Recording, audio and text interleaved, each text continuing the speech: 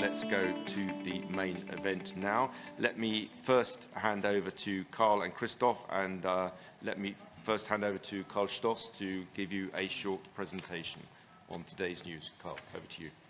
Thank you, Mark. Also, welcome from my side, and thank you for joining us. And on behalf of the Future Host Commission, I would like to tell you a little bit more about the decision today. The Executive Board today followed the recommendation of the Future Host Commission to invite the French Alps and Salt Lake City, Utah, into respective targeted dialogues to host the Olympic and Paralympic Winter Games 2030 and 2034. So we recommend a double allocation for the next winter editions. The IOC will now start more detailed discussions with the preferred hosts led by their NOCs with the aim to award the two editions at the 142nd IOC session in July in Paris. In addition, the IOC Executive Board decided to grant the non-edition specific project Switzerland 23X a special status by inviting it into privileged dialogue for the Olympic and Paralympic Winter Games 2038. Why? As you know, there are 4 interested parties with a current interest in hosting the Olympic Winter Games: France, USA, Sweden, and Switzerland. Commission members were deeply impressed by all 4 projects: technical excellence, passion for Olympic winter sport, and commitment to the sustainability principles of Olympic Agenda 2020+5. What really stood out about the French Alps and Salt Lake City, Utah projects were the vision for the athletes' experience, their alignment with the regional and national socio-economic development plans, and the very strong support from the public and from the levels of government. The Commission felt strongly that the other interested parties would benefit from more time to optimize the athletes' experience of their future games and to continue to build on the burgeoning foundations of public and political support.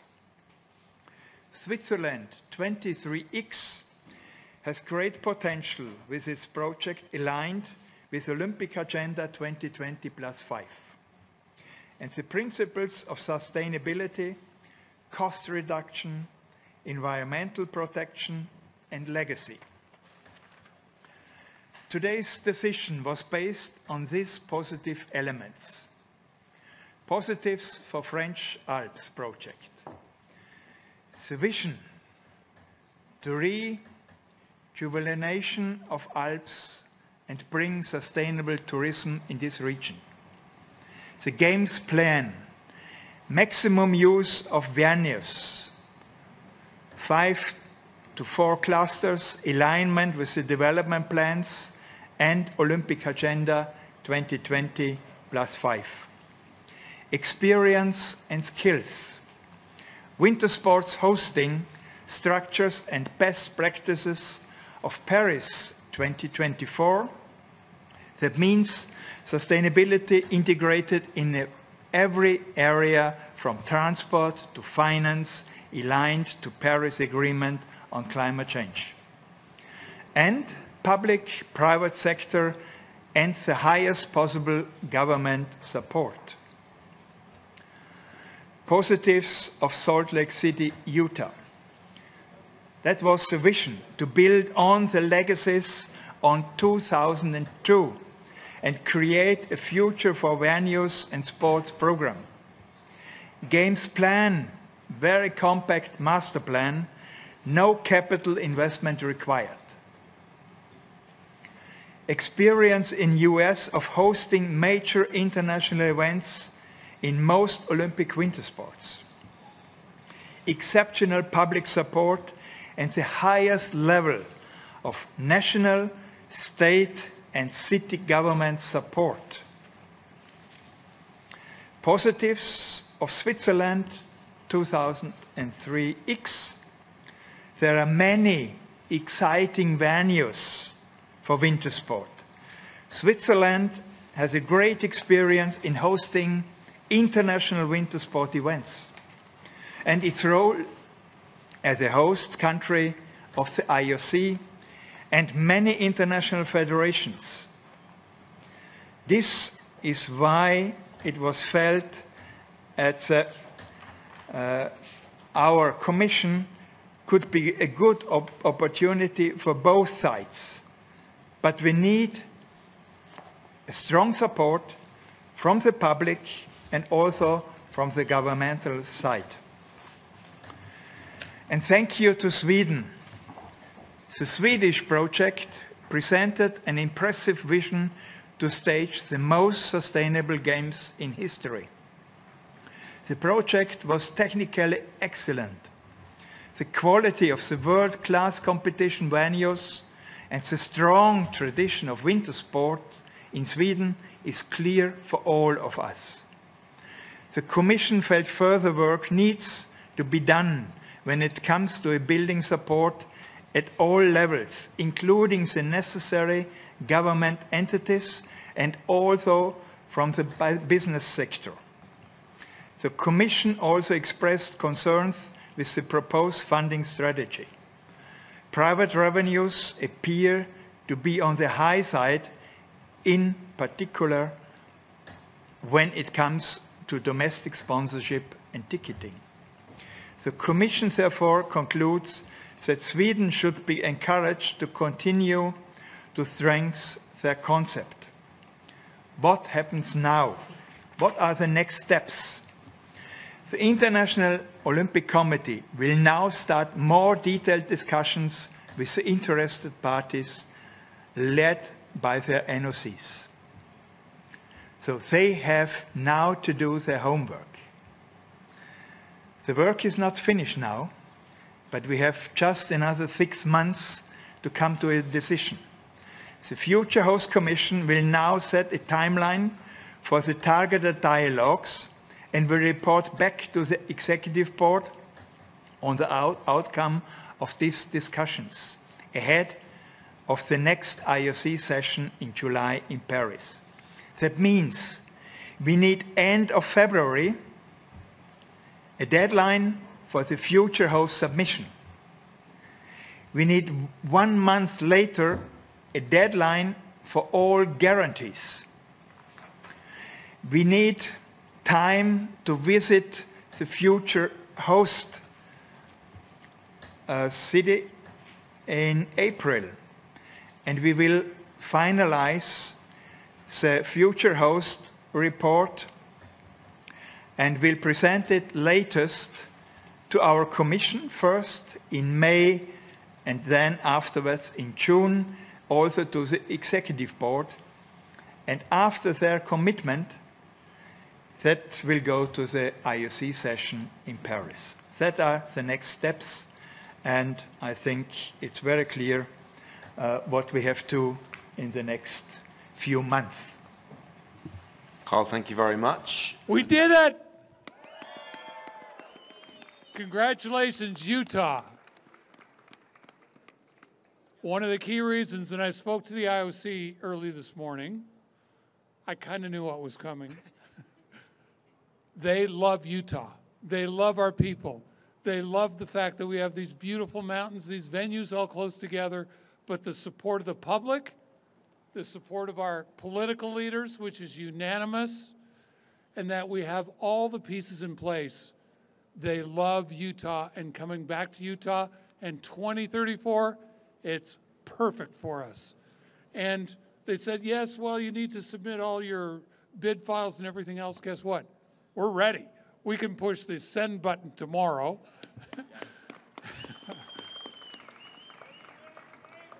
ready, willing, and able. It's because we have great support. We have a fantastic team. The team, Kat, Colin, Darren, Molly, anybody else, please wave. Tom.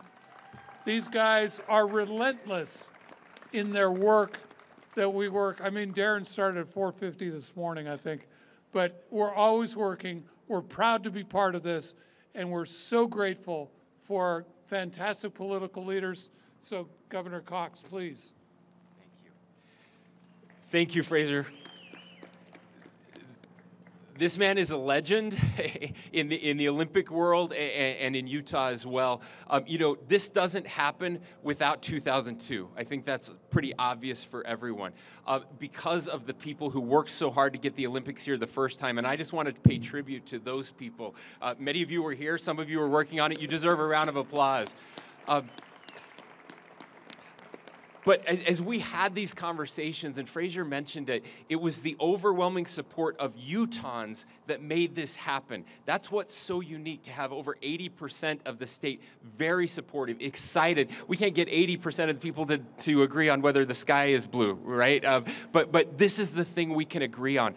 That we are the Olympics, and we have an opportunity now. We've said it many times. I believe that 2002 changed the state of Utah forever in so many positive ways. We have an opportunity now to change the Olympic Games forever, to make this, once again, the best Olympics ever, to create that unity that brings us together, that sport brings us, that makes us better. Our world is in chaos right now. We see that. The Olympics is that breath of fresh air, that light that is so needed. And Utah is the place. We know how to do this. We know how to welcome people who are different than us, people who speak different languages, people who will come and see the very best, not just of the United States, but the very best of the world. That's what we have to offer the Games. That's what we have to offer humanity. And I can't think of a better place to do it than right here. So again, thank you to everyone who has worked so hard. Governor Herbert is here, who worked so hard to get this started. Governor, thank you. We love you. The Eccles are here. The Eccles are synonymous with the Games. Gail Miller is here, who has made this happen over and over and over again. We just, again, I looked through the crowd. Jeff Robbins, something that came out of this organization. Utah is the state of sport and the Sports Commission, something that came out of the 2002 Games, which is unique. Again, sorry, I said I was going to be done, but this is incredible. I mean, what they said is no capital investment. Think about that. Think of what other countries have had to do, the debt they've had to place on their people to get an Olympic Games, how awful that's been. We don't have to do that here at all because people thought ahead. We're very fiscally responsible. That's so unique. We have it all right here. We are the whole package, and we're going to get 2034. The next 10 years is Utah's 10 years. This is us, right? We've got so many other great things happening, and we have an amazing mayor in Salt Lake City who just got reelected. Ladies and gentlemen, please welcome Mayor Mendenhall. Thank you. How are you feeling right now? Oh, it's good. The sun even came out for us. The next 10 years, think about that. Those kids all over this valley, up in Ogden, Provo, Summit County, who are going to get on a school bus today at 3 o'clock or so, and they're going to head to our Olympic venues. Some of these kids have been learning how to skate, learning how to ski. They're learning how to bobsled. These kids are the future, and now, when they get off that bus today, they're going to be counting on attending the 2034 Olympic Games and Paralympic Games as our Olympians, homegrown, here from the state of Utah. That is so beautiful. So I want to say to all the kids out there, I'm too old to do this. But if you're under 25 right now, I'm not going to put a date on our Olympians, but you should be thinking about engaging in the capital that's already built, the incredible training venues that we have over 30 nations training in right now, and the 110 languages that are spoken in Salt Lake City School District alone. We are welcoming the world today, and you should come too. Come and join us. Be a part of this movement, because we're not building buildings to host this Olympics. We're building community. We are a community that has Olympics in our DNA. That's why this feels so good and why we know we're going to get this done. But what we do next, That's the beautiful part. From the 2002 games, we celebrate the tracks that we still use. We celebrate the Olympic venues, and we celebrate the identity of the state of Utah that was elevated properly to show who we really are and how loving and welcoming we are. Think about, without having to build all of that infrastructure, what do you want out of these games? How are we going to transform our identity yet again? We have been through a lot as a city in the last several years. We've shown our tenacity, we've shown our character, our spirit, and our love for each other. We are so ready for this, and I am so proud of this team that has put this together, and we're about to lock it in. We'll see you in Paris, IOC, in July. I want to welcome some Olympians up here with us right now. Shannon Barkey, would you join us? Ted Ligety, if you're here. I know, there you are. We have a lot of Olympians here. Derek Parra. Derek, will you come up? Come on up. Chris Waddell. If I can't see any of your Olympians who are here, please come on up. Do you want to speak, say a few words? Sure, yes, come on up, Shannon. Thank you. Come on up, Olympians, yay, and Paralympians. This is really emotional for me. I remember moving here in 1998 in hopes of making my dream come true. I was a student at the University of Utah, and I went to my first football game. And I remember walking out and seeing all of the players on that field, seeing all of the coaches and everybody on the sidelines who were making it happen, and seeing all the energy in the stadium and the lights and the crowd. And I stopped in that moment and I thought, oh my gosh, the Olympics are going to be here in 4 years. Could I be there? Could I walk out as a member of Team USA?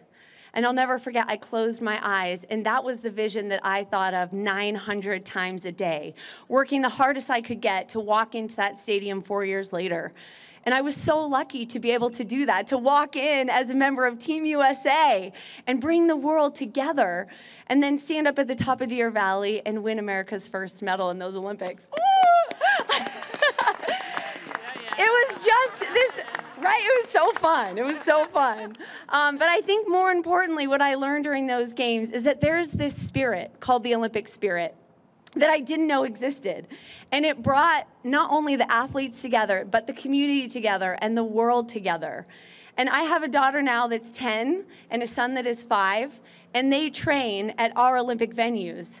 And for them to now have the possibility of the Olympics being here in 2034 and the feeling that they will get, that they will have that same experience, it lights my fire within. And I'm so thankful to all of you that worked so hard for 2002 and now for 2034. So thank you so much. The Salt Lake City, Utah Olympic spirit is bright.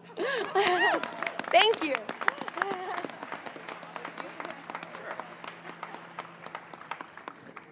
Yeah, I was lucky enough to be a kid when we were awarded the games here in 2002, and then was not of the age old enough to compete in 2002 like Shannon was. Sorry, I mean, I got to watch her actually, but what I was really fortunate to do was to forerun the slalom, which I was not anywhere close to being of the competitive caliber, but to see the best in the world on their biggest day, acting similar to my friends and I were at local races, was a huge realization to realize that these dreams are achievable. And then to 4 years later go on and win an Olympic gold medal in Torino was an amazing experience, a dream come true. But I think one of the coolest things about that is I was the first Utah-born and raised kid to win an Olympic gold medal in every single Olympics. Since then, we've had a new born and raised Utahn win Olympic gold medals, which I think is just amazing to show what the legacy of these games has shown over the years, is that we will have kids at these Olympics that are kids right now winning gold medals, which is amazing. And that's the legacy of 2002, and that'll be the legacy of 2034 as well, which I think is just so amazing that this community can build these kind of athletes and then build these kids' dreams. And like you said, building communities. This is amazing. This is such a cool opportunity for my kids are 3 and 6, and to have them be able to just watch the games. Who knows if they'll take part, but just it's an amazing opportunity for them and for the kids of our community here. So thank you very much.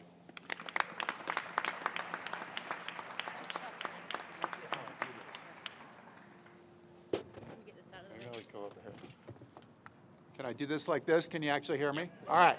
This, for some reason, podiums don't work for me. I don't know why. You know, it's really cool for me to be here because one of my greatest memories of the games was actually on the other side of this building. So it was the day before the Olympics opened. I got to light the cauldron on the other side of the building. And when you carry the torch, you are literally carrying this embodiment of what the games mean, the spirit of the games and everything. And what they tell you is don't go too quickly. There were 60,000 people out in front of this building, and it was hard not to go too quickly. It really was. But to also get that opportunity to light the cauldron, to see the games arrive here in Salt Lake, and then the next night were the opening ceremonies. For the Paralympics, I was lucky enough to be able to light the cauldron at Rice-Eccles Stadium, which was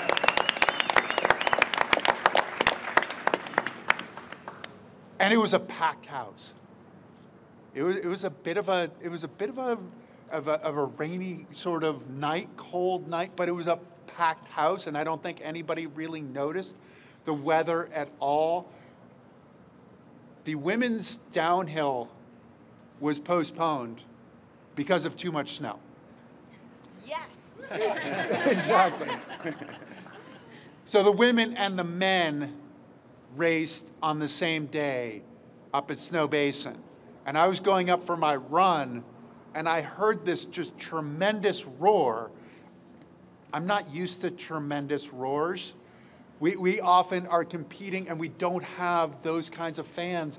This was, the whole group came out to watch the Paralympics. As a Paralympian, this was a monumental step for the Games, to be included in the preparation of the Games, to be an equal partner in the Games, to see where it came. And where it really mattered was actually on the last night. So our hockey team was not supposed to be in the tournament. The only reason they were in the tournament is because we were hosting the Games. They ended up going undefeated and then ended up played in the gold medal game. My races were finally done. We went to watch the game. A bunch of my family had watched too many events. They were too tired. They didn't want to come, so I had a bunch of extra tickets on me. And what was amazing to me was I was going to a Paralympic event. We got out of the car, and people said, "Do you happen to have tickets?" People were trying to get tickets in the parking lot for the Paralympics. It was a gigantic step for the Games, and that was a gigantic step in 2002. 2034, it will continue to be better and better. The kids, the community will continue to grow, and we are so lucky to have the world come and visit us, to have the opportunity to host them. So I'm looking forward to that, and I certainly defer to all of the amazing leadership. This is an amazing team, so we are in great hands. Thank you all for being here, and thanks for giving me an opportunity to talk. Thank you.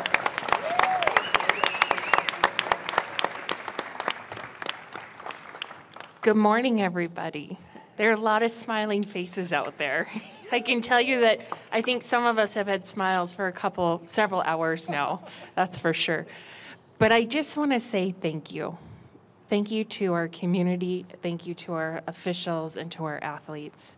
We've been at this for 11 years, and you have stayed with us the entire time. And for an athlete, you showing up tells us that you believe in us. You believe in our dreams. And that's huge.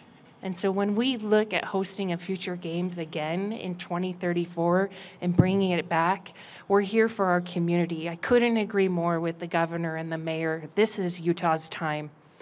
And I am so proud of how we have positioned Utah. We've showcased our warmth, we've showcased our knowledge, our expertise, and our people, and we're going to continue to do that as this journey continues. So thank you so much to all of you and to all of the athletes, all of our young athletes who are out there dreaming.